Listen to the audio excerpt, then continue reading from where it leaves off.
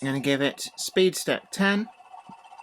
For the modeler, the choice is there to be able to find a power bank or stay alive that suits the space that they have available, and I think that both will find equal market share in the market. Certainly for me, it was interesting that we're finally getting some alternatives on the market for the Hornby power bank, which sadly just isn't possible to get hold of at the moment.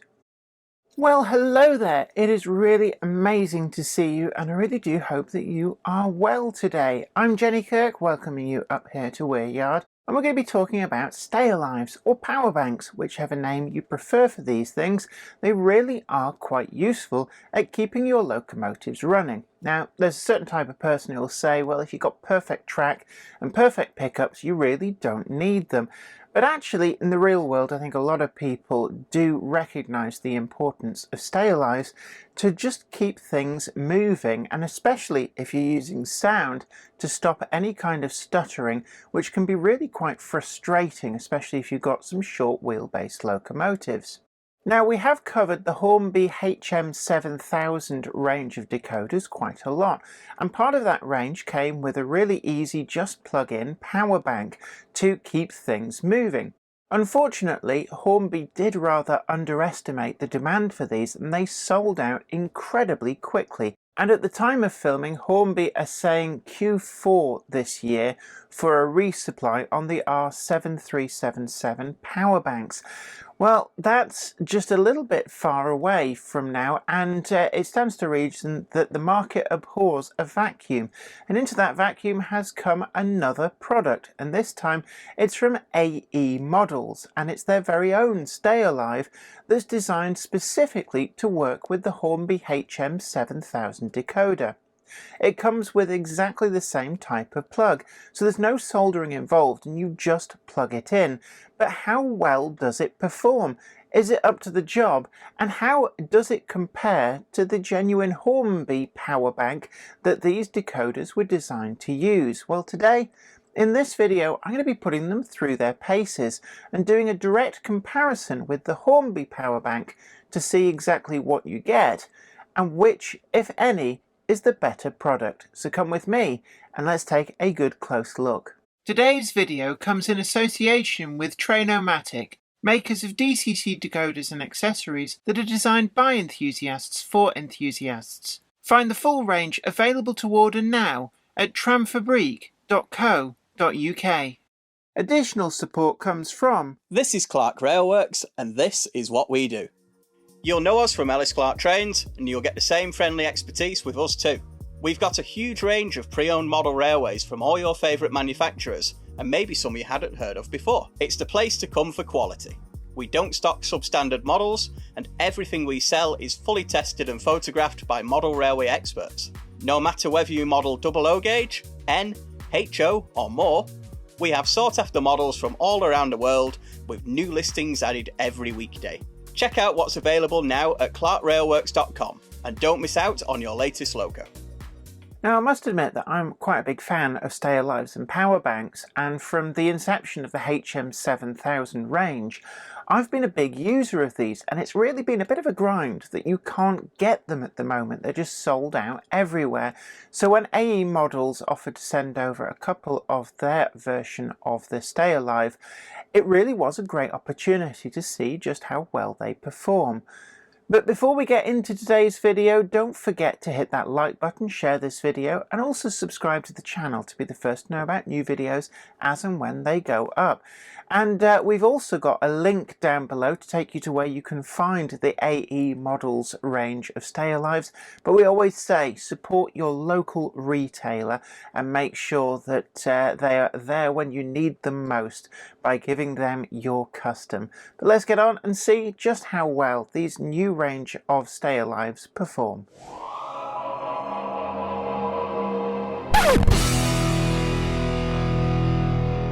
This has been specifically designed to be compatible with the Hornby HM7000 series of decoders, and this is particularly useful to the modeler because at the moment the Hornby R7377 power bank is sold out. It has been for a little while, and it looks set to not have resupplies coming in until I think Q4 is what's being quoted, around the October time, which is a shame because it's such a useful piece of kit for a lot of installs for trouble-free running. That's where this particular product has come in, and I'd like to thank DCC Concepts for very kindly sending a couple of these over to the channel so that we can have a comparison and test. So I'm just going to take it out of the packaging, and we've got 4 of these really quite tiny super capacitors, and there's some kind of circuit board as well at the top there. At the other end of the wire, you can see we've got exactly the same plug, and this is a just plug fit into the HM7000 decoder. And this compares to the Hornby power bank, which I've got here. In terms of size, it's an interesting comparison, because when we look at it like this, the AE model's power bank is slightly lengthier, same width, a longer length. Just going to put them one on top of the other, so you can see at first glance that is bigger in that direction. But possibly importantly, if I hold it up this way, we've got a much thinner package. Essentially, I think by the looks of it, we've got the circuit board on the top of these supercapacitors, which in turn, they're longer but slightly thinner. So this may also be a good alternative for installations where shape and size is critical. I know a few people have said that this can be a little tricky in some locomotives to find space for, and I think that the two of these are going to complement each other rather than compete with each other, simply because different locomotives will lend themselves to different shapes and sizes. Now, for a test locomotive, I've actually got a Daypole Class 29 that I've stripped the body off just so we can see what's going on and get better and easier access. And it's already got the decoder, sound setup, everything's up and running. And I'm going to be testing this on the layout and comparing the Hornby power bank to the AE models version and see what difference, if any, there is in performance. So I'm going to go ahead. On the layout, I've picked this particular area just for ease of access, and I'm going to use some masking tape to actually mask off the track so that when the locomotive goes over that section, it's not going to get any power whatsoever. Just smooth this out up the track, and this will remain constant for both installations. I've got the locomotive set up on the track, and this is the first test we're going to have with the original Hornby power bank. This is the R7377 power bank. The locomotive I've had running briefly and then just allowed to sit so it can charge up, and it's been doing that for a few minutes now. Now I've got my mark here, which is where I'm going to line up the front buffer beam to just the leading edge of this masking tape, and in both different tests I'm going to be starting the locomotive from there, giving it speed step 10 and then just seeing how far it goes on this masking tape covered track, and then I'm going to mark off with a marker pen where it gets to. I'm going to repeat that 3 times for each of the power bank installations just to make sure that there's no anomalies, and then I'm going to swap over with the AE models version. So pulling that back, got it lined up, and then on my NCE I'm going to give it speed step 10 and just let that crawl up. Now it is uphill slightly, but as the locomotive chassis here will be exactly the same on the tests for both types of power bank, it should mean that we get a nice fair comparison. So that's actually gone a lot further than I was anticipating. So it's actually gone off the screen on the camera. So I'm just going to move us round, and I'm going to just mark up again with the front leading edge of the buffer beam as the marking point. Just going to mark it on there, and then I'm going to draw the locomotive back and again give it a couple of minutes to charge up, and what I do is I set it running to make sure that the decoder starts the charge and then leave it sitting just to build up the charge.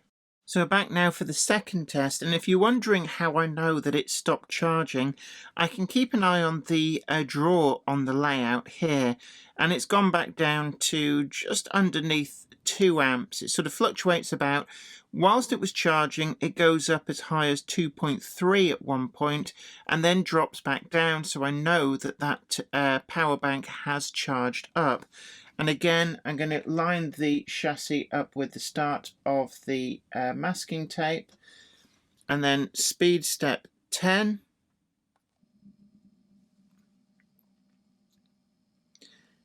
And again, just see how far the locomotive gets. You can just see on the right hand side the original marker.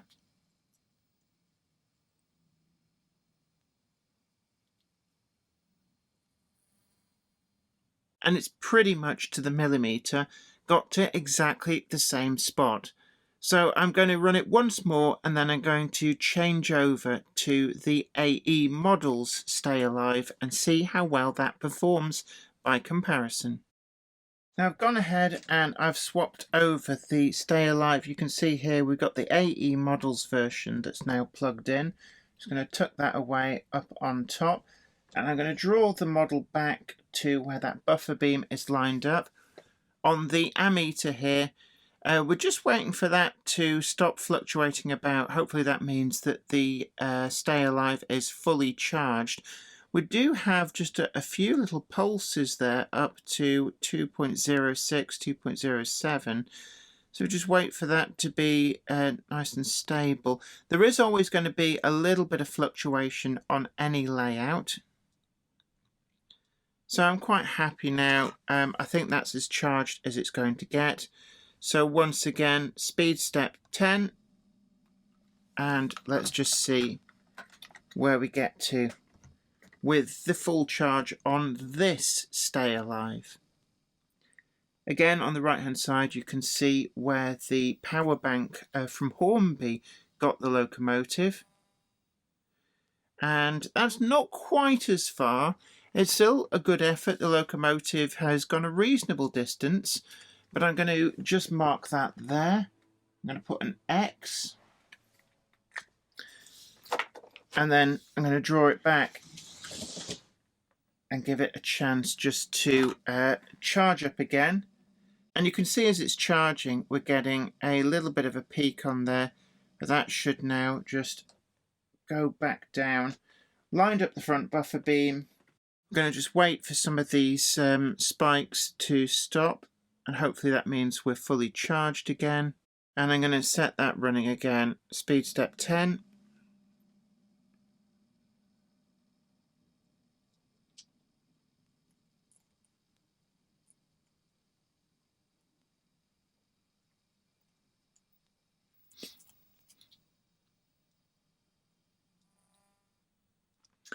And within a few millimeters of where it stopped before, just a little bit shorter, but there is always a little bit of variance for whatever reason, but definitely in the ballpark. And we're looking at here for the AE Models Stay Alive, and we're still up here for the Hornby version as well. So I'm going to do one more test off camera, and then let's see just how well they've done. And we're going to repeat the test with the sound running and just make sure that there's no difference there.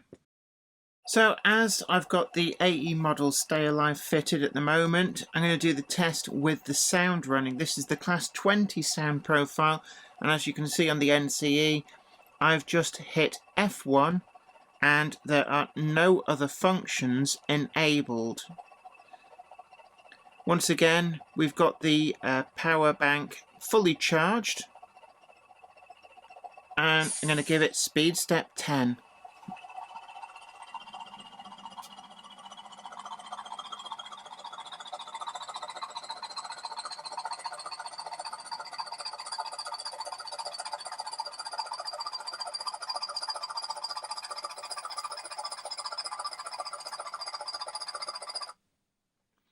And it's actually gone only a couple of millimeters shorter than where it got to without the sound running, which is pretty good. It means that running the sound is not going to deplete the stay alive that much quicker than if you weren't, which is obviously important as this is primarily a sound decoder. Going to run that back and get that charged up for a second run. So speed step 10.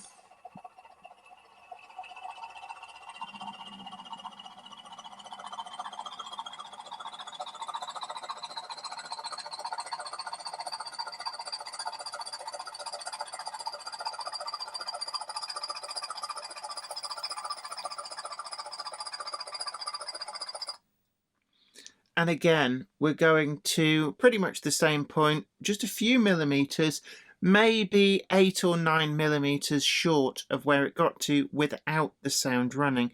So I'm going to do one more test off camera, and then I'm going to swap over for the Hornby power bank and repeat the test. I've got the locomotive up and running. Everything's the same, just got that Hornby R7377 power bank installed now.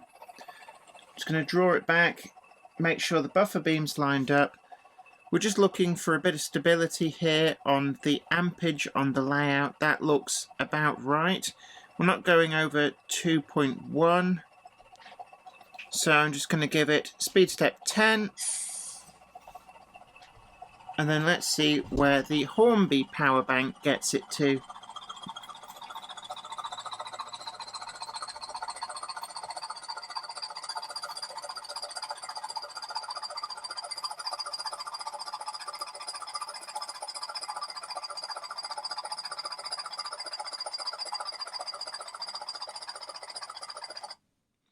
And interestingly enough, that's pretty much to exactly the same spot as the Hornby power bank was getting the locomotive without the sound running.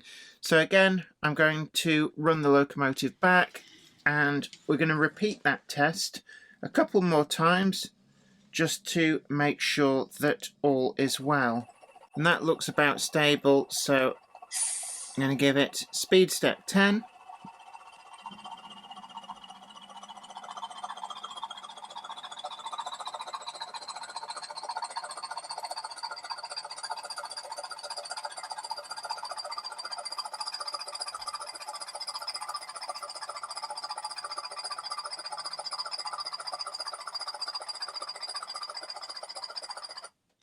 And again, pretty much on the money there. So I'm fairly confident that the Hornby power bank is giving it a longer run on.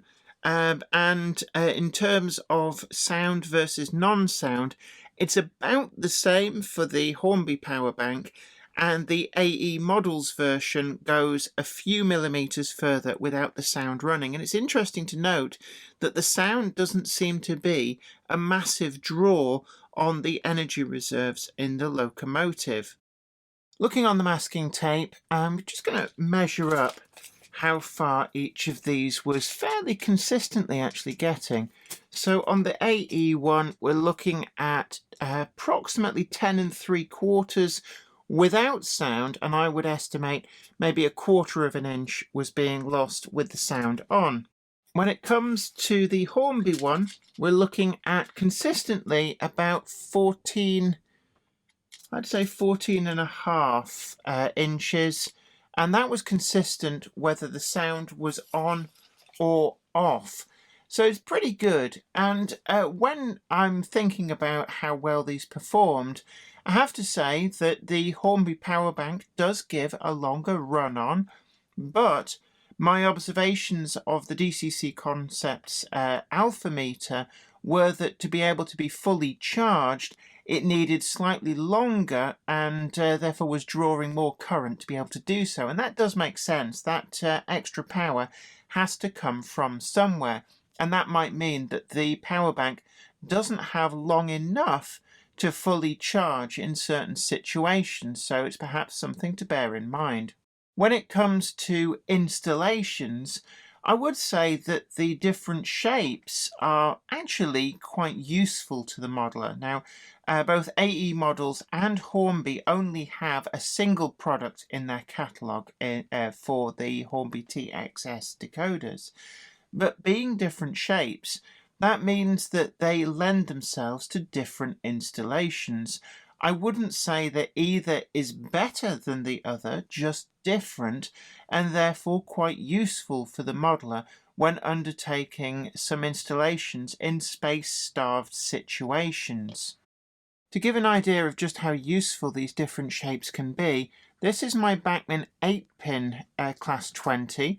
There's a lot of these on the market. I did the full installation video on this, proved really popular, but one of the things that I couldn't fit in was actually the Hornby power bank was just too big to fit in the available space.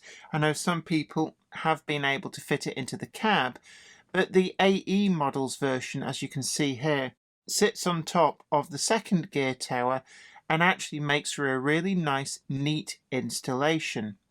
Likewise, there's other models where the Hornby power bank is a perfect fit, like the Daypol Class 73, and the AE models version would just be a little bit more difficult because of its larger sideways footprint. So it swings and roundabouts, and really, for the modeller, the choice is there to be able to find a power bank or stay alive that suits the space that they have available, and I think that both will find equal market share in the market. I hope you really enjoyed today's video and found it informative, and certainly for me it was interesting that we're finally getting some alternatives on the market for the Hornby power bank, which sadly just isn't possible to get hold of at the moment.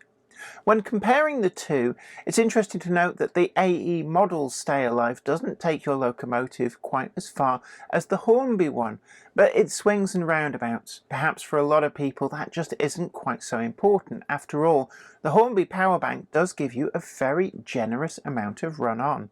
But for an O-gauge garden railway, I do find that that is absolutely necessary, and more is better. But when it comes to separating the two, I don't like to say whether one is better than the other. I think they both have a place on the market, and for me the big winner is the consumer, not because of the competition, but because this gives you the choice of two different stay alives with very different shapes. They undertake the same task and they both do that well, but the different shape really plays into doing some of those really space-starved installations. And as you saw when I showed you my Bachmann 8-pin class 20, it was the AE models one that was the only one that would fit without any kind of major surgery. Although it has to be said that on the swing side, my Class 71 install from Hornby is one that the AE models stay alive wouldn't have fitted in for where I put that. So it really does depend on what you're actually fitting these to. But I'd love to hear from you in the comments section down below. What are your opinions on this? Have you put them to the test? And what are your thoughts on stay alives in general? I'd love to hear from you, and do share your experiences. It's a great way to help your fellow modelers, and read the comments for some information, tips and advice from other modelers out there. It really is a useful resource. Please hit that like button, share this video, subscribe to the channel too, and hit the notification bell. And you can also check us out over on Patreon and help support the channel to keep making the videos that you want to see. We've got a link down below, along with a link to where you can find those AE models stay alives. And also we've got our full merch store too. Do check out all of the unique and exclusive designs. But until next time, this is me, Jenny Kirk, saying you take great care of yourself. Happy modelling. Bye for now. Today's video comes in association with Trainomatic, makers of DCT decoders and accessories that are designed by enthusiasts for enthusiasts. Find the full range available to order now at tramfrabriek.co.uk. Additional support is provided by... This is Clark Railworks, and this is what we do. You'll know us from Ellis Clark Trains, and you'll get the same friendly expertise with us too. We've got a huge range of pre-owned model railways from all your favourite manufacturers, and maybe some you hadn't heard of before. It's the place to come for quality. We don't stock substandard models, and everything we sell is fully tested and photographed by model railway experts. No matter whether you model double O gauge, N, HO or more, we have sought after models from all around the world with new listings added every weekday. Check out what's available now at clarkrailworks.com, and don't miss out on your latest logo. I'd like to thank everybody over on Patreon, and an extra special huge thanks goes out to our Patreon heroes. Without you guys over on Patreon, we really wouldn't be able to keep making the video content that you see on this channel. And don't forget that you can also head on over to patreon.com/Jennifer Kirk and check out the different tiers of rewards. Thank you so much. You are absolute legends.